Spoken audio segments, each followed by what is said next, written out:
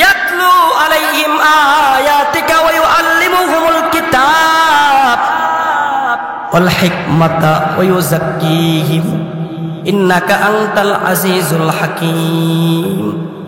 আল্লাহ তাআলার কাছে দোয়া করছে, আল্লাহ ঘর বানাইলাম, মুসলমান আমারে বানাও, আমার ছেলে ইসমাইলকে বানাও, আরো যারা আমাদের প্রজন্ম আসবে সকলকে তুমি মুসলমান হিসেবে কবুল করো।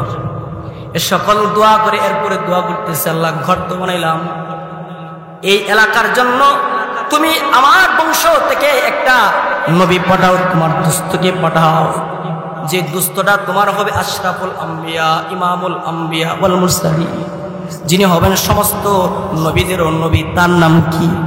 মুহাম্মদ সাল্লাল্লাহু আলাইহি সাল্লাম। বলেন তার নাম কি? যিনি হবেন সমস্ত নবীদেরও নবী, যিনি হবেন খাতামুল আম্বিয়া ওয়াল মুরসালিন।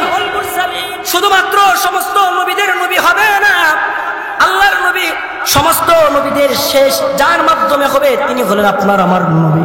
আপনার আমার নবীর পরে কোনো নবী নাই। হযরত ইব্রাহিম আলাইহিস সালাম দোয়া করতেছি, আপনার দুস্থকে পাঠাইবেন, তবে 4টা মিশন দিয়ে পাঠাইবেন। 1 নম্বর মিশন হলো ইয়াতলু আলাইহিম আয়াতিকা। ওগো আল্লাহ তাআলা, আপনার দুস্থে প্রথম নাম্বার যে কাজটা করবে সেটা হলো আপনার কালামুল্লাহ কুরআনুল কারীমের তিলাওয়াত করবে, উম্মতকে শোনাবে, উম্মতকে শিখাবে। 2 নম্বর কাজ হলো ওই আল্লিমুহুল কিতাব, শুধুমাত্র কালামুল্লাহ তিলাওয়াতই করবে না, আল্লাহর কোরআন শুধুমাত্র তিলাওয়াতই করবে না, আল্লাহর কোরআন তিলাওয়াতই করবে না, আল্লাহর কোরআনের তাফসীর অর্থ শিক্ষা দিবে। 3 নম্বর দায়িত্ব হিকমত শিক্ষা দিবে। হিকমতের ব্যাখ্যা তাফসীরের কিতাবে অনেকগুলো লেখছে, এর মধ্যে একটা ব্যাখ্যা হলো সুন্নাহ। আল্লাহর নবীর একটা মিশন হলো সুন্নাত শিক্ষা দিবে। উম্মত কেমনে খানা খাবে এটা নবী শিক্ষা দিবে, উম্মত কিভাবে ঘুমাবে এটাও নবী শিক্ষা দিবে, উম্মত কিভাবে চলবে, হাঁটবে, বামে চলবে নাকি ডানে চলবে নবী এটাও শিখায়া গেছেন। আল্লাহর নবী সরকারে দু আলম মুহাম্মাদুর রাসূলুল্লাহ সাল্লাল্লাহু আলাইহি সাল্লাম এমনকি উম্মত বাথরুম কিভাবে করবে এটাও আল্লাহর নবী তার উম্মতকে শিখায়া গেছেন। তো নবীজির 4 দায়িত্ব। কয় দায়িত্ব? আমাদের নবীর কয় দায়িত্ব? 4 দায়িত্ব। 1 নম্বর আল্লাহর কোরআনের তিলাওয়াত শিক্ষা দেওয়া। বলেন আল্লাহর কোরআনের তিলাওয়াত শিক্ষা দেওয়া। 2 নম্বর কোরআনের তরজমা তাফসীর শিক্ষা দেওয়া। 3 নম্বর হিকমত সুন্নাত শিক্ষা দেওয়া। 4 নম্বর ওয়ায়ুযাক্কিহিম, আত্মার পরিশুদ্ধ করা। বলেন কি আত্মার পরিশুদ্ধ? মানব দেহে যেমন রোগ আছে না নাই? জ্বর হয়, ঠান্ডা লাগে, ক্যান্সারও হয়, তেমনি ভাবে মানব দেহের ভিতরে ঠিক এই জায়গাতে বাম দিকে সাদিয়ানের নিচে বাম দিকে এই জায়গাতে একটা গোশতের টুকরা আছে, এটাকে বলে কলব। এটাকে কি বলা হয়? কলব। এই কলবের মধ্যে রোগ হয়, এটা শারীরিক রোগ নয়, এই কলবের রোগ এমন মারাত্মক রোগ হয়, যদি কারো রোগ যদি অনেক উচ্চাঙ্গের রোগ হয়ে যায়, এই রোগের কারণে বান্দাটা চিরকালের জন্য কাশাফাত তুজা বিজামালিহি হাসানাত জামিউ খিসালিহি সাল্লু আলাইহি ওয়া আলিহি। আবার পড়েন বালাগাল বালা বিকামালিহি কাশাফাত তুজা বিজামালিহি হাসানাত জামিউ খিসালিহি সাল্লু আলাইহি ওয়া আলিহি। সুবহানাকা লা ইলমা লানা ইল্লা মা আল্লামতানা ইন্নাকা আনতাল আজিজুল হাকীম। রব্বি জিদনি ইলমা, রব্বি জিদনি ইলমা, রব্বি ইশরাহ লি সাদরি ওয়া ইয়াসসির লি আমরি ওয়াহলুল উকদাতাম মিন লিসানি ইয়াফকাহু কওলি। আলহামদুলিল্লাহ, আল্লাহ পাকের দরবারে শুকরিয়া আদায় করতেছি যে আল্লাহ তাআলা আমাদেরকে আজকের এই মুহূর্ত জলসাতে সমাবেত হওয়ার তৌফিক দান করেছেন। এই জন্য ইমানি আওয়াজে বলিষ্ঠ কণ্ঠে মালিকের শুকরিয়া আদায় করি। সকলে বলি আলহামদুলিল্লাহ। একটু জোরে বলতে হবে, ব্রাহ্মণবাড়িয়ার মানুষ না, জোরে বলেন আলহামদুলিল্লাহ। মুরব্বী বাবারা কষ্ট নিতেছেন, আপনাদেরকে হুকুম দেওয়ার যোগ্যতা আমার নেই। এখানে এমন অনেক লোক আছে যারা আমার বাবার বয়সের চেয়ে বেশি বড়।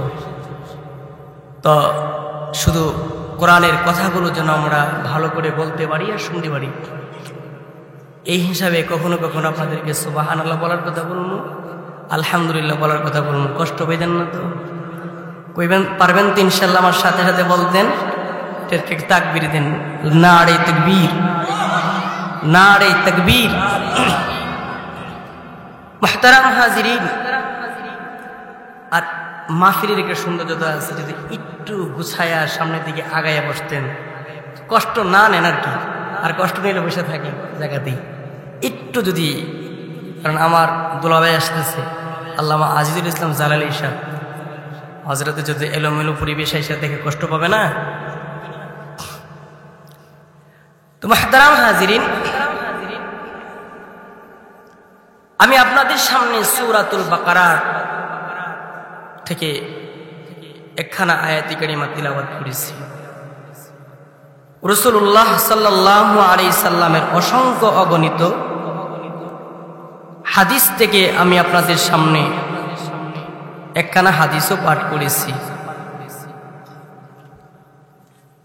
আমি আপনাদের সামনে যে আয়াতটুকু পড়েছি,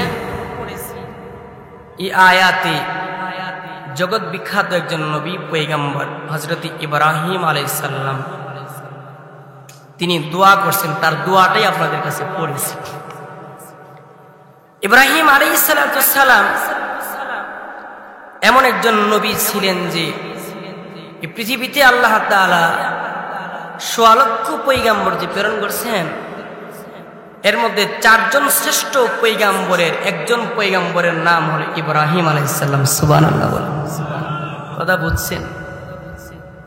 ইব্রাহিম আলাইহিস সালাম তিনি এমন একজন ব্যক্তির নাম, যিনি আমরা যে মুসলমান, আমাদের মুসলমান নামটা যিনি নামকরণ করেছেন, তার নাম হলো আমাদের আব্বাজি হযরত ইব্রাহিম আলাইহিস সালাম। দরকার আছে না জানা? ওয়া সাম্মাকুমুল মুসলিমিন, আল্লাহ বলে জানো ইব্রাহিম কে? ইব্রাহিম তো তোমাদের নামটা, মুসলমান নামটা তোমাদের আব্বুজি ইব্রাহিম রেখেছে। আল্লাহু আকবার বলেন, আল্লাহু আকবার বলেন। ইব্রাহিম আলাইহিস সালাম এমন একজন পয়গম্বর, ইব্রাহিম আলাইহিস সালামের আগে পৃথিবীর কোন মানুষের চুল পাকে নাই, এটাই প্রথম চুল পাকছে। এর আগে আর কারো চুল পাকে নাই, এর আগে আর কোন মানুষের চুল পাকে নাই। ইব্রাহিম আলাইহিস সালাম তিনি ওনার দাড়ির চুল যখন পাকছে, আল্লাহ রে বলতেছিলাম মা এটা কি তা, কারণ এর আগে তো এরকম ঘটনা ঘটে নাই। আল্লাহ কো ওকার, সম্মান, সুবহানাল্লাহ দিন না। আপন দুই ভাই, ছোট ভাইয়ের চুল পাকছে, বড় ভাইয়ের পাকে নাই, গেছে এক জায়গায় বেড়াইতো, তো চেয়ারের শর্ট আর কি, তো মেজবান যারা আছে ওরা ওই যে ছোট ভাইয়ের চেয়ার দিচ্ছে, বড় ভাই যখন বইতে লইছে কাই বিয়া তুমি দিয়ে ওইখানে তোমার মুড়ে বিরে তুমি না দিয়ে তুমি বলে গেল, হয় কি হয় না এমন? বলে কেন আছে? চুল পাকার কারণে ইজ্জত বেড়ে যায়। বলে চুল পাকার কারণে কি বাড়ে?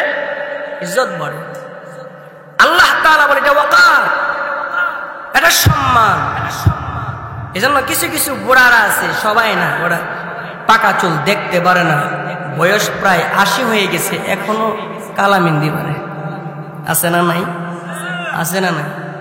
বাবা এটা করবেন না, কারণ এটা ওয়াকার, সম্মান। আল্লাহ আপনার সম্মান দিছে, আপনি সম্মান নিবেন না কেন? ইব্রাহিম আলাইহিস সালাম বলতেছি জিদনি ওয়াকারা, আল্লাহ এটা যদি সম্মানই হয়ে থাকে তাহলে আপনি আমার সম্মান আরো বেশি বাড়ায় দেন। আল্লাহু আকবার বলেন, আল্লাহু আকবার। দাড়িওয়ালা যারা তাদের চুল পেকে গেছে ওদেরকে সম্মান করবেন কি করবেন না? এই যুবক ভাইরা করবেন তো ইনশাআল্লাহ, নাকি চেয়ারে গিয়ে আপনি বসে যাবেন গা? আপনার বাবার বয়সী লোক নিচে বসে থাকবে আর আপনি উপরে বসে থাকবেন, কেমন কথা রে? বিয়াদবি, এটা আদবির খেলাফ। ইব্রাহিম আলাইহিস সালাম এমন একজন জালিলুল কদর পয়গম্বর ছিলেন, যাকে আল্লাহ তাআলা অসংখ্য অগণিত পরীক্ষা করেছে। এমন এমন পরীক্ষা করেছেন পৃথিবীর আর কোনো মানুষকে করছে বলে আমাদের জানা নাই। আল্লাহ কোরআনেও বলেছে, وَإِذِ ابْتَلَى إِبْرَاهِيمَ رَبُّهُ بِكَلِمَاتٍ فَأَتَمَّهُنَّ। ইব্রাহিমের রব তাকে পরীক্ষা করেছে।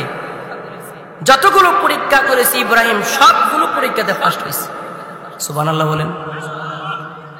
এর মধ্যে একটা পরীক্ষা ছিল আগুনে ঝাঁপ দেওয়া।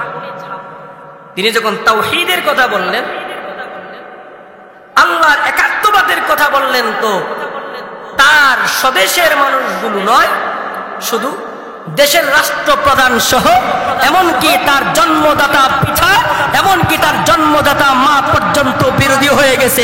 তার বাবা নিজের কাপড় সন্তানের কাপড় খুইলা ওই অগ্নিকণ্ডে ফালানোর জন্য প্রস্তুত হয়ে গেছে। নাউজুবিল্লাহ বলেন।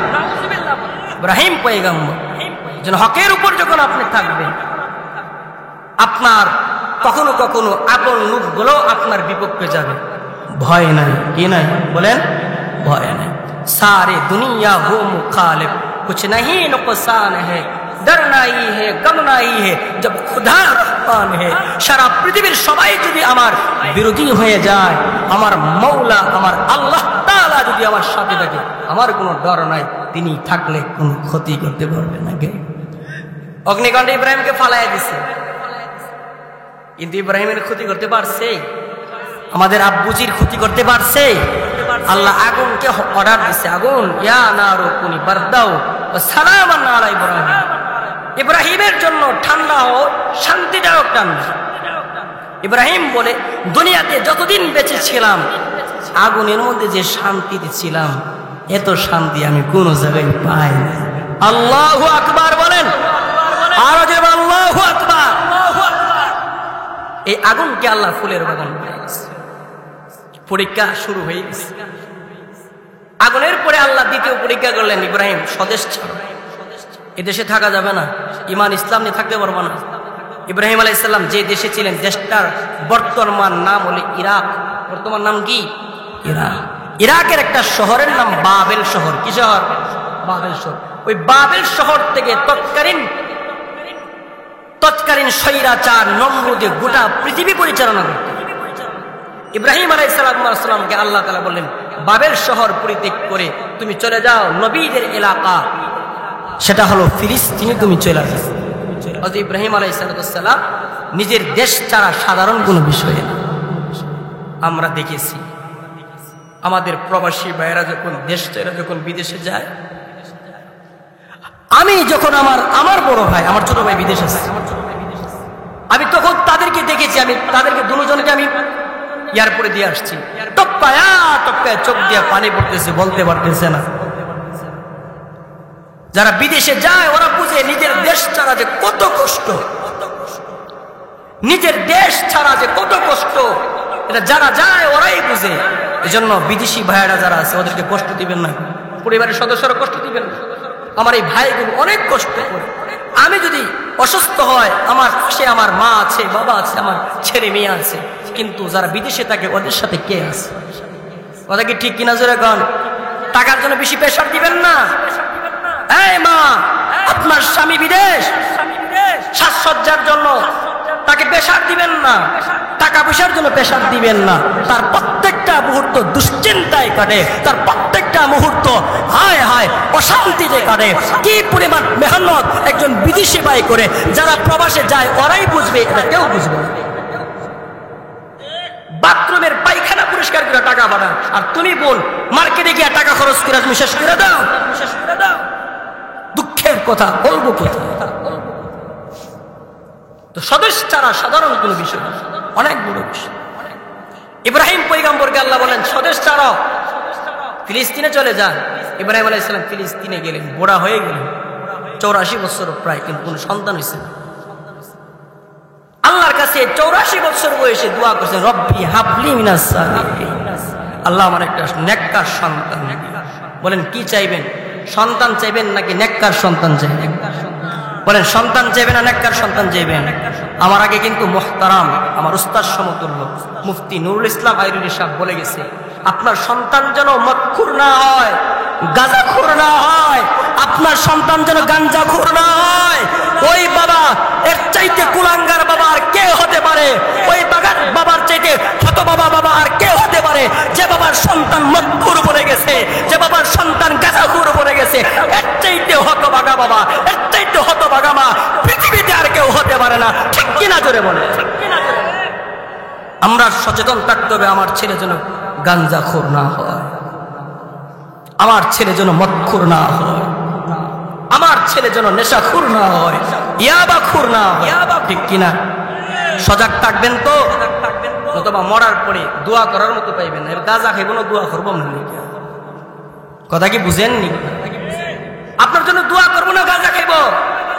হযরতে কথা কিন্তু বলে গেছেন যে আমাদের যতটুকু জানা, যারা নেশা করে ওরা নামাজ পড়ে না, আমি তাদের পায়ে ধরি, বলি ভাই তুমি আমার ভাই, তুমি আমার দুস্থ, তুমি আমার ছেলে, তোমার পায়ে ধরলেও যদি এই পথ থেকে ফিরে আসবা, তাহলে আমি সহ ওই যে মৌলানা আশিকুর রহমান বিপ্লবী, আমার তো স্নেহের ছোট ভাই, মুফতি নুরুল ইসলাম সাহেব আমাদের শ্রদ্ধেয় বড় ভাই, আমরা সবাই মিলে যদি পায়ে ধরি, এরপরও যদি তুমি গাজার পথ থেকে চলে আসবা, এরপর যদি বড় তুমি নেশার পথ থেকে চলে আসবা, আমরা সবাই মিলে তোমার পায়ে ধরতে রাজি আছি, তারপরও তুমি গাজার পথ থেকে চলে আসো। ঠিক কিনা জোরে বলে?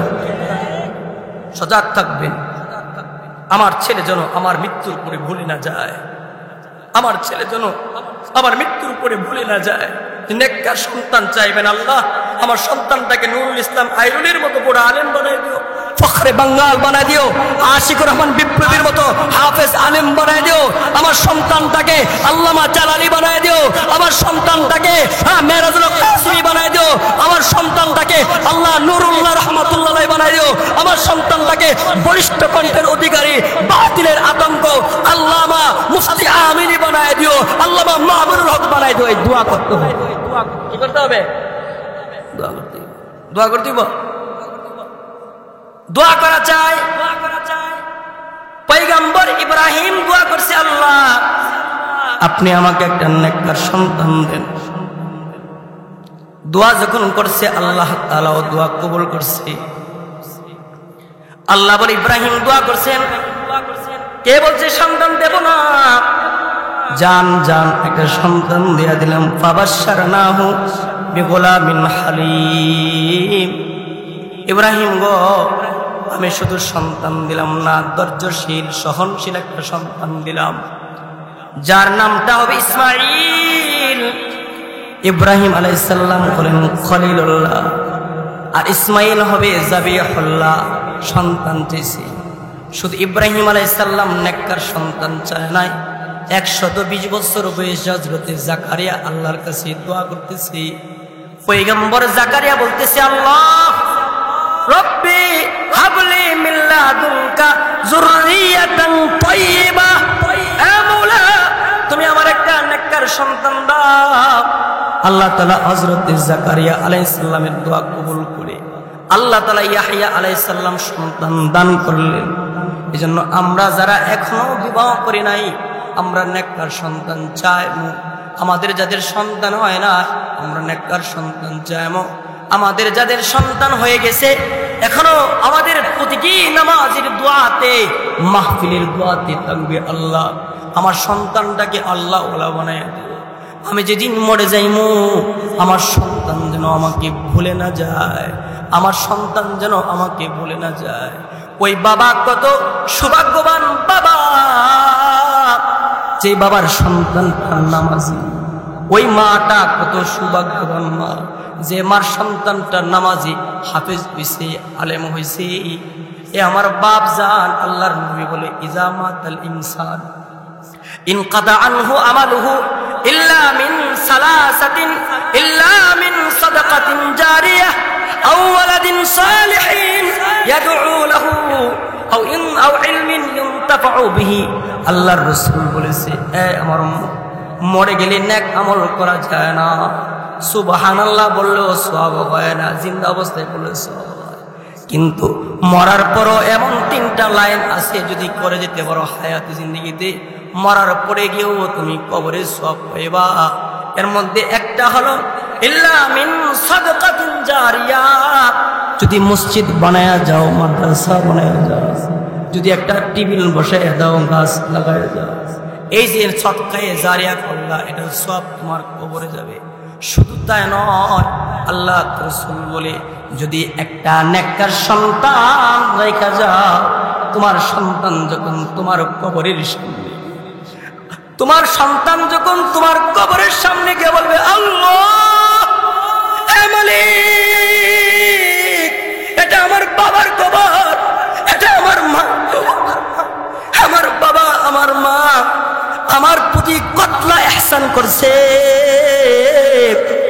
আমার প্রতি কত দয়া করছে, আমার মা আমার প্রস্রাব পায়খানাগুলো পরিষ্কার করে করে আমাকে মানুষ করছে, কত রাত্রে আমার মাকে আমি ঘুমাইতে দেই না, কত রাত মা আমার প্রস্রাবের মধ্যে শুয়ে আছে, কতদিন আমার মা আমার জন্য অপেক্ষা করছে, কত কষ্ট করছে। আল্লাহ তুমি আমার মাকে কবরে আযাব দিও না, দিও না। আল্লাহ তুমি আমার বাবার কবরে আযাব দিও না। আমার এই চেহারাটার এমন কোনো জায়গা নাই যেই জায়গাতে আমার বাবা চুমাইছে না। যখনই বাড়িতে আমার বাবা আসছে, তখনই আমার কুলে নিছে, বাবার ভালো জামা, তারপরও এটার পরোয়া করে না, আমার ময়লা দিয়া বাবার জামা ময়লা যুক্ত হয়ে গেছে, তারপরও আমার বাবা রাগ করে না। আমার মুখের একটা মিষ্টি হাসি দেওয়া দেখার জন্য বাবা প্রবাসে 20 বছর 30 বছর বিদেশে কাটাইছে, আমার মুখে হাসি দেওয়ার দেখার জন্য ফজরের আগে আমার বাবা কাজে বের হয়ে গেছে। এমন বাবা আজকে কবরে শুইয়া আছে। আল্লাহ ও মওলা, তুমি আমার বাবার কবরে আযাব দিও না, দিও না, আমার মার কবরে আযাব দিও না। নবী বলে সন্তানটা দোয়া করতে দেরি হয়, আসমানের মওলা সন্তানের দোয়া কবুল কইরা বাবার আযাব ক্ষমা করতে দেরি করে না।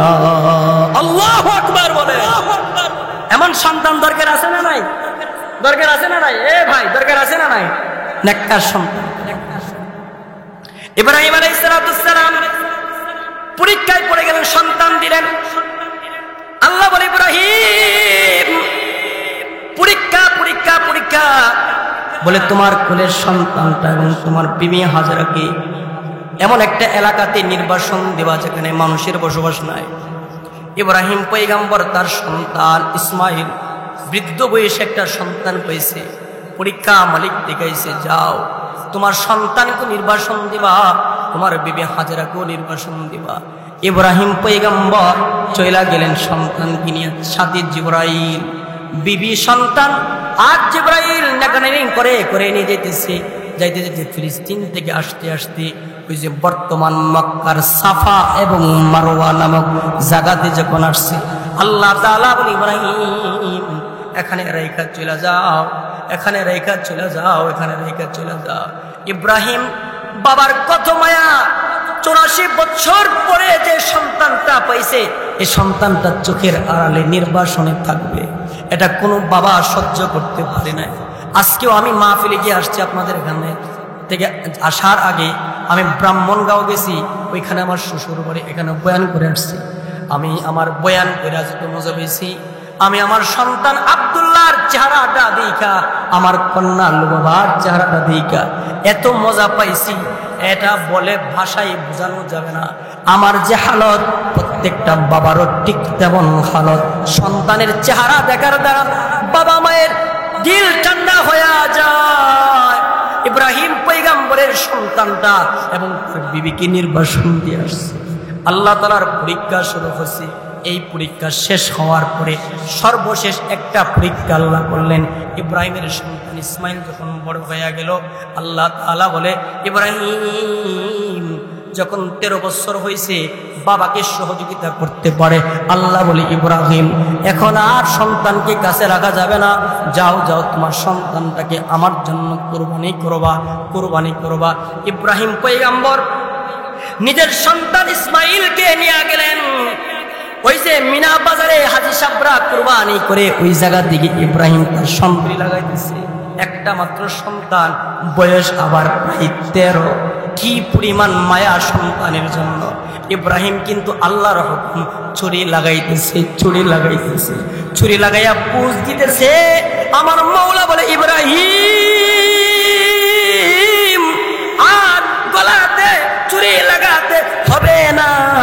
আমি তো চাইছিলাম তোমার কলবে অন্তরে আমার মহাব্বত বেশি, নাকি তোমার সন্তান ইসমাইলের মহাব্বত বেশি।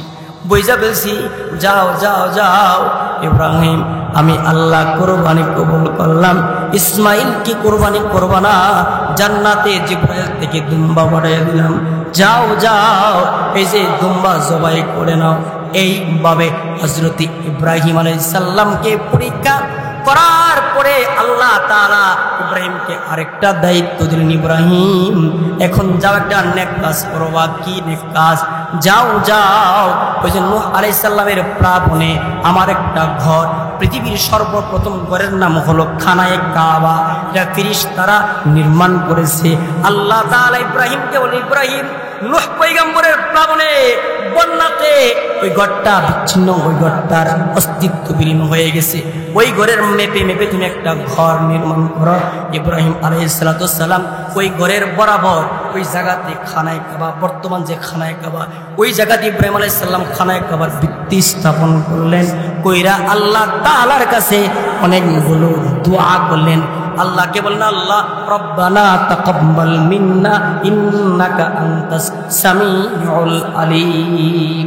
আল্লাহকে বললেন, আল্লাহ, কথা বুঝছেন আপনারা? আল্লাহ এই যে খানায়ে কাবা বানাইলাম আমি, আমার ছেলে, আমি রাজমিস্ত্রি, আমার ছেলে হলো যুগালি। সুবহানাল্লাহ বলেন, সুবহানাল্লাহ বলেন। রাজমিস্ত্রি কার গুণ? পয়গম্বর ইব্রাহিমের গুণ। কার গুণ? রাজমিস্ত্রি কার গুণ? পয়গম্বর ইব্রাহিমের গুণ। হযরত ইসমাইল আলাইহিস সালাম যুগালি ঘর নির্মাণ করছে। ঘর নির্মাণ করছে কারা? মিস্তুর হলো হযরত ইব্রাহিম খলিলুল্লাহ, যুগালি হলো হযরত ইসমাইল জাবিহুল্লাহ। যে ঘরটা বানাইছে ওই ঘরটার নাম হলো বাইতুল্লাহ। ওই ঘরে নিগরানি যিনি করবেন, ভবিষ্যতে ইমাম হবেন, তার নাম হলো হাবিবুল্লাহ। আল্লাহু আকবার বলে, আরো জোরে বলে আল্লাহু আকবার, আল্লাহু আকবার। ইব্রাহিম আলাইহিস সালাম অনেকগুলো দোয়া করছে বাইতুল্লাহ নির্মাণ করার পরে। অনেকগুলো দোয়ার মধ্যে একটা দোয়া ছিল এটা, যেটা আমি আপনাদের সামনে তিলাওয়াত করছি। কি দোয়া? কথা বুঝেন? বুঝছেন না? দোয়াটা করছে, সর্বশেষ যে দোয়াটা করছে এটা হলো, রব্বানা ওয়াবআস ফীহিম রাসূলাম মিনহুম ইয়াতলু আলাইহিম আয়াতিকা ওয়া ইউআল্লিমুহুমুল কিতাব ওয়াল হিকমাতা ওয়া ইউযাক্কিহিম ইন্নাকা আনতাল আজিজুল হাকীম। আল্লাহ তাআলার কাছে দোয়া করছে, আল্লাহ ঘর বানাইলাম, মুসলমান আমারে বানাও, আমার ছেলে ইসমাইলকে বানাও, আরো যারা আমাদের প্রজন্ম আসবে সকলকে তুমি মুসলমান হিসেবে কবুল করো। এ সকল দোয়া করে এরপরে দোয়া করতেছে, আল্লাহ ঘর তো বানাইলাম, এই এলাকার জন্য তুমি আমার বংশ থেকে একটা নবী পাঠাও, তোমার দুস্থকে পাঠাও, যে দুস্থটা তোমার হবে আশরাফুল আম্বিয়া, ইমামুল আম্বিয়া ওয়াল মুরসালিন, যিনি হবেন সমস্ত নবীদেরও নবী। তার নাম কি? মুহাম্মদ সাল্লাল্লাহু আলাইহি সাল্লাম। বলেন তার নাম কি? যিনি হবেন সমস্ত নবীদেরও নবী, যিনি হবেন খাতামুল আম্বিয়া ওয়াল মুরসালিন। শুধুমাত্র সমস্ত নবীদের নবী হবে না, আল্লাহর নবী সমস্ত নবীদের শেষ, যার মাধ্যমে হবে তিনি হলেন আপনার আমার নবী। আপনার আমার নবীর পরে কোনো নবী নাই। হযরত ইব্রাহিম আলাইহিস সালাম দোয়া করতেছি, আপনার দুস্থকে পাঠাইবেন, তবে 4টা মিশন দিয়ে পাঠাইবেন। 1 নম্বর মিশন হলো ইয়াতলু আলাইহিম আয়াতিকা। ওগো আল্লাহ তাআলা, আপনার দুস্থে প্রথম নাম্বার যে কাজটা করবে সেটা হলো আপনার কালামুল্লাহ কুরআনুল কারীমের তিলাওয়াত করবে, উম্মতকে শোনাবে, উম্মতকে শিখাবে। 2 নম্বর কাজ হলো ওই আল্লিমুহুল কিতাব, শুধুমাত্র কালামুল্লাহর তিলাওয়াতই করবে না, আল্লাহর কোরআন শুধুমাত্র তিলাওয়াতই করবে না, আল্লাহর কোরআন তিলাওয়াতই করবে না, আল্লাহর কোরআনের তাফসীর অর্থ শিক্ষা দিবে। 3 নম্বর দায়িত্ব হিকমত শিক্ষা দিবে। হিকমতের ব্যাখ্যা তাফসীরের কিতাবে অনেকগুলো লেখছে, এর মধ্যে একটা ব্যাখ্যা হলো সুন্নাহ। আল্লাহর নবীর একটা মিশন হলো সুন্নাত শিক্ষা দিবে। উম্মত কেমনে খানা খাবে এটা নবী শিক্ষা দিবে। উম্মত কিভাবে ঘুমাবে এটাও নবী শিক্ষা দিবে। উম্মত কিভাবে চলবে, হাঁটবে, বামে চলবে নাকি ডানে চলবে, নবী এটাও শিখায়া গেছেন। আল্লাহর নবী সরকারে দু আলম মুহাম্মাদুর রাসূলুল্লাহ সাল্লাল্লাহু আলাইহি সাল্লাম এমনকি উম্মত বাথরুম কিভাবে করবে এটাও আল্লাহর নবী তার উম্মতকে শিখায়া গেছেন। তো নবীজির 4 দায়িত্ব। নবী কয় দায়িত্ব? আমাদের নবীর কয় দায়িত্ব? 4 দায়িত্ব। 1 নম্বর আল্লাহর কোরআনের তিলাওয়াত শিক্ষা দেওয়া। বলেন আল্লাহর কোরআনের তিলাওয়াত শিক্ষা দেওয়া। 2 নম্বর কোরআনের তরজমা তাফসীর শিক্ষা দেওয়া। 3 নম্বর হিকমত সুন্নাত শিক্ষা দেওয়া। 4 নম্বর ওয়ায়ুযাক্কিহিম আত্মার পরিশুদ্ধ করা। বলেন কি আত্মার পরিশুদ্ধ? মানব দেহে যেমন রোগ আছে না নাই? জ্বর হয়, ঠান্ডা লাগে, ক্যান্সারও হয়, তেমনি ভাবে মানব দেহের ভিতরে ঠিক এই জায়গাতে বাম দিকে সাদিয়ানের নিচে বাম দিকে এই জায়গাতে একটা দুষ্টের টুকরা আছে, এটাকে বলে কলব। এটাকে কি বলা হয়? কলব। এই কলবের মধ্যে রোগ হয়, এটা শারীরিক রোগ নয়। এই কলবের রোগ এমন মারাত্মক রোগ হয়, যদি কারো রোগ যদি অনেক উচ্চাঙ্গের রোগ হয়ে যায়, এই রোগের কারণে বান্দাটা চিরকালের জন্য জাহান্নামে বইনা যায়। নাউযুবিল্লাহ জোরে বলেন। তো আল্লাহ তাআলা তার নবীকে 4টা দায়িত্ব দিলেন।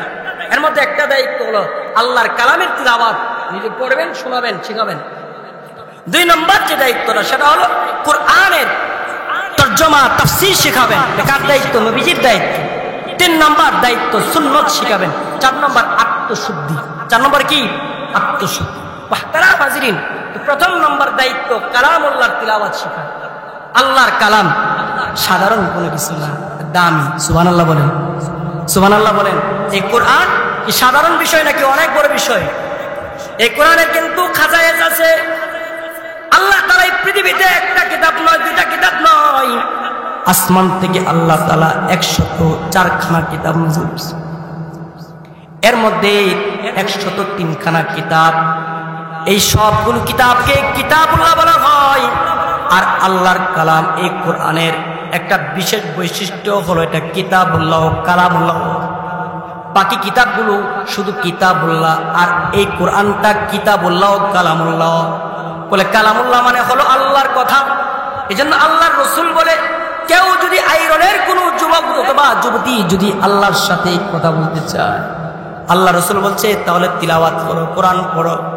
আইরনের কোনো যুবক যদি কোরআন শরীফ তিলাওয়াত করে, বৃদ্ধ কোনো বাবা যদি কোরআন শরীফ তিলাওয়াত করে, সে তো কোরআন তিলাওয়াত করলো না, সেজন্য আল্লাহর সঙ্গে কথা বললো। সুবহানাল্লাহ বলেন। আল্লাহর কোরআনকে আল্লাহ কালামুল্লাহ বলছে। কোরআনকে কালামুল্লাহ বলার অর্থ কি? তার কোনো দলিল আছে নি? আছে। হযরত আবু সাঈদ খুদরি হাদিস বর্ণনা করেন, আল্লাহর নবী বলে আল্লাহ তাআলা বলেছেন, মান শাগালাহুল কুরআন আন যিকরি ওয়া মাসআলাতি আতাইতুহু আফদালা মা উতিয়াস সাইলিন।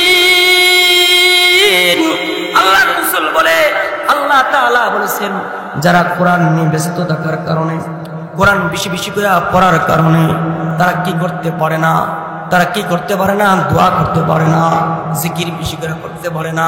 কোরআন নিয়ে ব্যস্ত থাকার কারণে যে হাফেজ সাহেবরা কোরআন নিয়ে ব্যস্ত থাকে, যার কারণে তার অন্যান্য ইবাদত কিছু কম করে, সারাদিন কোরআন পড়ায় আলেমরা কোরআন পড়ে, কোরআনের বিশ্লেষণগুলো দেখে উম্মতকে বোঝানোর জন্য। আল্লাহ তাআলা বলে, যারা কোরআন নিয়ে ব্যস্ত থাকে তাদেরকে আমি আল্লাহ তাআলা আমার নিয়ামত এই পরিমাণ দিই। যারা আমি আল্লাহর কাছে চাই গো, তাদেরকে আমি আল্লাহ তাআলা এই পরিমাণ নিয়ামত দেই না। এরপরে আল্লাহ তাআলা বলতেছে, ফাজলু কালামিল্লাহ আলা সাইরিল কালাম। আল্লাহ কোরআনকে এখানে কালামুল্লাহ বলছে, তো ফাজলি কালামিল্লাহ আলা সাইরিল কালাম। আল্লাহর কোরআন তথা কালামুল্লাহ, এই কালামুল্লাহর মর্যাদা এত বেশি সমস্ত কালামের উপরে, সমস্ত কথার উপরে। যেমন আল্লাহর মর্যাদা কেমন মানুষের উপরে, মাখলুকের উপর আল্লাহর মর্যাদা কেমন? আল্লাহ হলেন খালিকু কুল্লি শাই, সমস্ত সৃষ্টি জীবের স্রষ্টাকে। জুড়ে বলেন তিনি কে? সমস্ত সৃষ্টিজীবের স্রষ্টাকে, সব কিছুর ক্ষমতা কার? আসমান বানিয়েছে কে? জমিন বানিয়েছে কে? চাঁদ বানিয়েছে কে? চন্দ্র বানিয়েছে কে? সব কিছুর উপর আল্লাহর মর্যাদা যেমন পৃথিবীর সমস্ত কথার উপর আল্লাহর কোরআনের মর্যাদা তেমন। আল্লাহু আকবার, আল্লাহর কালামের এত মর্যাদা। এজন্য আল্লাহ রাসূল বলেছে তাবাররুক বিল কোরআন ফাইন্নাহু কালামুল্লাহ, কোরআন থেকে বরকত নাও যুবক, কোরআন থেকে বরকত নাও, কেননা কোরআন বরকতময় কোরআন, এটা আল্লাহর কালাম, আল্লাহর কালাম। আল্লাহু আকবার, আল্লাহ।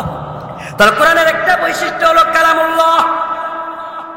কোরআনের আরেকটা বৈশিষ্ট্য হলো এটা কালামুল্লাহ নয় শুধু, আল্লাহ তাআলা আসমান থেকে যত কিতাব নাজিল করছে সবগুলো কিতাবকে আল্লাহ তাআলা বান্ডিল আকারে পাঠাইছে, বান্ডিল আকারে লিপিবদ্ধ করে পাঠাইছে। কিন্তু কোরআন এমন একটা কিতাবের নাম, আল্লাহ তাআলা এটা বান্ডিল আকারে পাঠায় না। আল্লাহ তাআলা এটাকে তার দোস্তের উপর আলা কালবিকা লিতাকুনা মিনাল মুনজিরিন, আল্লাহ বলে দোস্ত আপনার কলবে নাজিল করলাম কোরআন। কি কেন আপনার কলবে নাজিল করলাম? এটা কালামুল্লাহ। আল্লাহ তাআলা অন্যান্য কিতাব থেকে কিতাবটাকে আলাদা করেছেন কোরআনকে। এই জন্য নবীর উপরে যখন কোরআন নাজিল হইত, আল্লাহর নবী বারবার কোরআন পড়তেন, আল্লাহর নবী ঠোঁট নাড়াতেন, ঠোঁট নাড়াতেন, আল্লাহর নবী বলতেন বারবার আলহামদুলিল্লাহ, আলহামদুলিল্লাহ রাব্বিল আলামিন পড়তেন। আল্লাহ তাআলা বলে লা তুহাররিক বিলিসানাকা লিতাজালা বি, দোস্ত আমার কোরআন বারবার পড়তে হবে না, আপনি জবান নাড়ায়া কষ্ট করবেন, এটা আমি মওলা সহ্য করতে পারি না। দোস্ত গো শুধুমাত্র একবারেই পড়েন, আমি আল্লাহ তাআলা আপনার কলবের ভিতরে কোরআনকে ইন্না আলাইনা জামআহু ওয়া কুরআনা, আমি আল্লাহর দায়িত্ব হলো আপনার কলবের ভিতরে কোরআনকে হিফজ করে দেওয়া। শুধুমাত্র আপনার কলবে নয়, ইন্না নাহনু নাযালনা যিকরা ওয়া ইন্না লাহু লাহাফিজুন। আল্লাহ তাআলা বলে দোস্ত শুধুমাত্র আপনার কলবে আমি কোরআনকে সংরক্ষণ করব না, কিয়ামত পর্যন্ত কোরআনকে আমি সংরক্ষণ করব। দলে দলে দলে দলে কোরআনের হাফেজ বানাবো, আলেম বানাবো। কোরআনের একটা আয়াত বা অক্ষর পর্যন্ত কেউ পরিবর্তন করতে পারবে না। তাহলে বোঝা গেল কোরআনে কারীমের একটা বৈশিষ্ট্য হলো এটা মাকতুব নয়, এটা আল্লাহর রাসূলের মুনাজ্জালুন আলা কলবি মুহাম্মদ। আল্লাহ তাআলা তার রাসূল তার দুস্তের কলবে আল্লাহ তাআলা এই কোরআনটাকে জমা করেছে। কোরআনের আরেকটা বৈশিষ্ট্য হলো এটা এমন বৈশিষ্ট্য, আল্লাহ তাআলা কোরআনকে শিফাউন লিমা ফিস সুদুর বলেছে। আল্লাহ তাআলা বলেন বান্দা কোরআন পড়বি শিফা হয়ে যাইবি, বান্দা কোরআন পড়বে রূহের শিফা হয়ে যাইবি। কোরআন শুধুমাত্র জিসিমের শিফা নয়, এটা কলবেরও শিফা। কোরআন যদি কেউ শুনে তো কুফরের রোগটা দূর হয়ে তার ভিতরে ঈমান লেগে যায়। শুধুমাত্র কোরআন শুধু মানুষের কুফরের তালাটাকে ধ্বংস করে না, এমনকি কোরআন যদি কোনো জিন্নাত শুনে জিন্নাতটার কুফরের তালাটাও ভেঙে দেয়। আল্লাহর রাসূলের জমানাতে একদিন ওই যে শয়তান জিনরা উপরে উঠতে পারে না, নামছে। ব্যাপার কি? এখন তো উপরে উঠতে পারে না, উপর থেকে আগুন নিক্ষেপ করা হয়। আল্লাহর রাসূল সরকারে দু আলম নবী বর্ণনা করেন ওই জিন্নাতরা পৃথিবীতে ঘুরতেছে কি এমন কারণ, যে কারণে এখন আসমানে উঠতে পারি না। ওরা আয়েশা দেখে আল্লাহর নবী কালামুল্লাহ তিলাওয়াত করতেছে, আল্লাহর নবীর তিলাওয়াত শুনে ওরা বলতেছে ইন্না সামি'না কুরআনান আজাবা, ইন্না সামি'না কুরআনান আজাবা। আইরে আশ্চর্য কোরআন শুনলাম, আশ্চর্য কোরআন শুনলাম। বলে কোরআন জিন্নাতরা শোনার পরে ওরা নিজেরাই বলতেছে আমান্না বিহি ওয়ালা নুশরিক বিরাব্বিনা আহাদা, আজকের থেকে ওয়াদা করলাম আর আল্লাহর সাথে শিরিক করব না, ঈমান আনলাম। আর ওয়াদা করলাম আজ থেকে আল্লাহর সঙ্গে কাউকে মিলাবো না। তাহলে এই যে কোরআন প্রমাণিত হয়ে গেল, কোরআন শুধুমাত্র মানুষের কুফরের তালাটাকে ধ্বংস করে না, এমনকি জিন্নাতের কুফরের তালাটাকে ধ্বংস করে দেয়। আল্লাহ তাআলা এই জন্য কোরআনুল কারীমকে শিফাউল লিমা ফিস সুদুর বলেছে। বান্দার অন্তরের শিফা হয়ে যায় কোরআন শুনলে, কাফেরটাও কখনো কখনো মুসলমান হয়ে যায়। ওই যে হযরতে ওমর ইবনে খাত্তাব রাদিয়াল্লাহু তাআলা আনহু আপনার আমার নবীকে মেরে ফেলার জন্য দরবারে উন্মুক্ত করে যে রাস্তা দিয়ে যাইতেছে, এক লোকে বলতেছে, এই ইব্রাহিম, এই ওমর, তুমি কোথায় যাও? বলে, শুনছি আব্দুল্লাহর বেটা নাকি আমাদের বাপ দাদার ধর্ম নিয়ে ঠাট্টা করে বিদ্রুপ করে। আব্দুল্লাহর বেটা মুহাম্মদ নাকি আমাদের বাপ দাদার ধর্ম নিয়ে চুল খালি মারে। এই জন্য আব্দুল্লাহর বেটা মুহাম্মদের গর্দান কেটে ফেলার জন্য যাইতেছি। তখন লোকটা বলতেছে, এই উমর, তুমি কার গর্দান তুমি ফলাইবার লেগে যেতেছ? তুমি যার গর্দান ফলাইবার লেগে যেতেছ, ওই ব্যক্তির ধর্মই তোমার বোন এবং তোমার বোন জামাই কবুল করে ফেলছে। যাইও না, আগে নিজের ঘর সামলাও, তারপরে মুহাম্মদকে সামলায়। আল্লাহর পয়গম্বর সরকারে দু আলম নবীকে হত্যা করার জন্য আসছিল। হযরত ওমর তখন মুসলমান নয়, কাফের। তিনি চলে গেলেন বোনের কাছে, অগ্নিপতির কাছে। যে মাত্র ঘরে ঢুকবেন এমন সময় তিনি শুনতেছেন কোরআনের আওয়াজ, তাহা মা আনজালনা আলাইকাল কোরআন লিতাশকা। এই যে আওয়াজটা শোনার পরে হযরত ওমর ইবনে খাত্তাব তখন মুসলমান নয়, ঘরে ঢুইকা বোনরে মারছে, বোনের জামাতাকে মারছে। মারার পরে কিছুক্ষণ পরে বলতেছি, বোন রে, আমি তোরে মারলাম, কষ্ট নিস না, তবে একটা কথা কই, আমি যখন ঘরের কাছে আইছিলাম তখন আইয়া দেখছিলাম তোরা কি জানে পড়িস, এমন কিছু কথা বাক্য আমি শুনছি যেটা মানুষের জবান, মানুষের কোনো কথা নয়, এটা উর্দের কথা। বল সেটা কি এমন কথা তুই পড়লি? এ কথা বলার পরে হযরতে উমরের বোন ফাতেমা বলে, এ আমার ভাই, আমরা এমন কোরআন পড়ছি যেটা তুমি নাপাক হালতে পড়তে পারবো না, এটা পড়ার জন্য তোমাকে অবশ্যই পাক হতে হবে। উমরে পাক হয়ে আসলেন।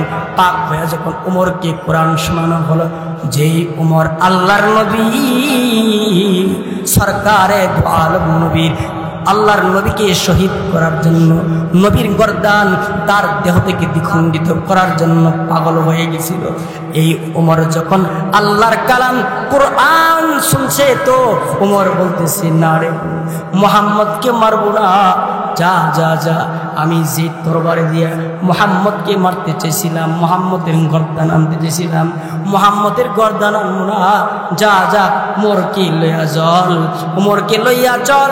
এমন একটা কালাম কোরআন শুনলাম, এই কোরআন যার উপর নাজিল হয় সে দুনিয়ার সাধারণ কোনো মানুষ হতে পারে না। চল চল, আল্লাহর নবীর কাছে আমারে নিয়ে চল। আমি মুহাম্মদের গর্দান কাটতে যাইছিলাম, এখন থেকে আমি ওয়াদা দিলাম, আমার গর্দান কিয়ামত পর্যন্ত মুহাম্মদের কাছে আমি ছুঁয়ে দিলাম। সে যেমনি বলবে আমি ঠিক সেইভাবে আমি চলমু। আল্লাহর নবীর কাছে ওমর রাদিয়াল্লাহু তাআলা আনহু আল্লাহর নবীর কাছে ইসলাম ধর্ম কবুল করলেন, গ্রহণ করলেন। তাহলে বোঝা গেল কোরআন এমন একটা কিতাবের নাম, যেই কিতাবটা মানুষের অন্তর কুফর রূপটাকেও শাফা দিয়া দেয়। সুবহানাল্লাহ জোরে বলেন, আল্লাহু আকবার বলেন। তাহলে কোরআনের একটা বৈশিষ্ট্য হলো কোরআন হলো কালামুল্লাহ। কোরআন কি? কালামুল্লাহ। কোরআনের আরেকটা বৈশিষ্ট্য হলো কোরআন হলো মুনাজ্জালুন আলা কলবি মুহাম্মদ। অন্যান্য কিতাবগুলো লিখিতভাবে আইছে, আর আল্লাহর কোরআন লিখিতভাবে না, এটা ডাইরেক্ট আল্লাহ তাআলা তার দুস্তের কলবে নাজিল করছে। সুবহানাল্লাহ জোরে বলেন। 3 নম্বর খাসা বা বৈশিষ্ট্য হলো কোরআনুল কারীম হলো শিফাউন লিমা ফিস সুদূর। মানব দেহের শুধুমাত্র এটা শেফা করে না, বলে এই কোরআনটা, আল্লাহর এই কোরআনটা মানব দেহের ভিতরে যে কলজা কলব আছে, কলবের রোগেরও শেফা করে। আল্লাহু আকবার বলেন। এজন্য কোরআন বেশি করে পড়তে হয়। কোরআন কি করে বেশি করে? এই কোরআন অনেক দামি কিতাব। আল্লাহর কোরআনের একটা বৈশিষ্ট্য, কোরআনের সম্পর্ক যার সাথে হয় তার দাম বাড়ে। কোরআনের সম্পর্ক যদি মনে করেন কোন রাত্রের সাথে হয়, কোরআনের রাত্রের সাথে সম্পর্ক হওয়ার কারণে রাত্রের দাম বাড়ে। কোরআনের সম্পর্ক রাত্রে হওয়ার কারণে রাত্রের দাম বেড়ে গেছে। যেমন আল্লাহ তাআলা কোরআনকে নাযিল করছে লাইলাতুল কদরে। আল্লাহ বলেন, ইন্না আনজালনাহু ফি লাইলাতিল কদর ওয়া মা আদরাকা মা লাইলাতুল কদর লাইলাতুল কদর খায়রুম মিন আলফি শাহর।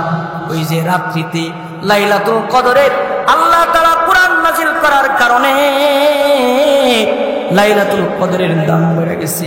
এমন বাড়া বাড়ছে যে আল্লাহ তাআলা বলে এটা একটা রাত্রি, কিন্তু এক রাত্রির এত দাম, এত দাম, এত দাম।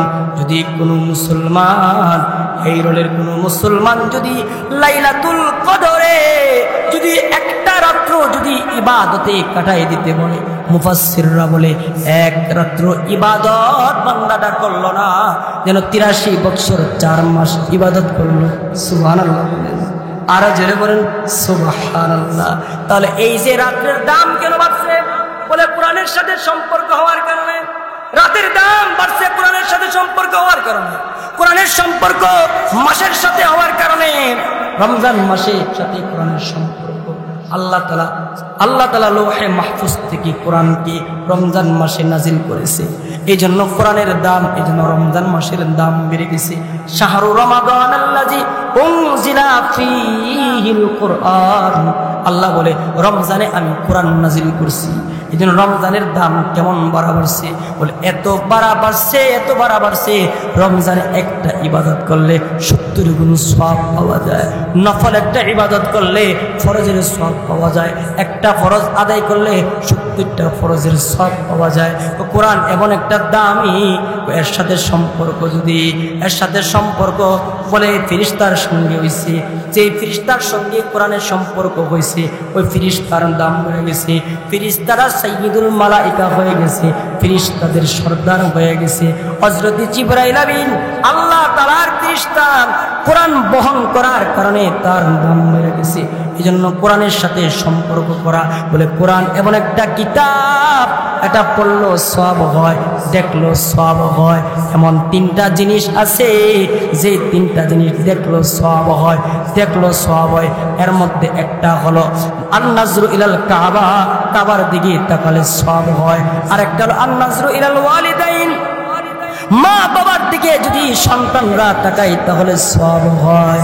আর একটা হলো কোরআন, কোরআনের দিকে তাকালেও সওয়াব হয়। নারে তাকবীর, নারে তাকবীর। জালালী সাহেবের আগমন, শাইখে করিমপুরীর আগমন। নারে তাকবীর। আইরনের পক্ষ থেকে নারে তাকবীর। শাইখে করিমপুরীর আগমন, শাইখে করিমপুরীর আগমন। নারে তাকবীর।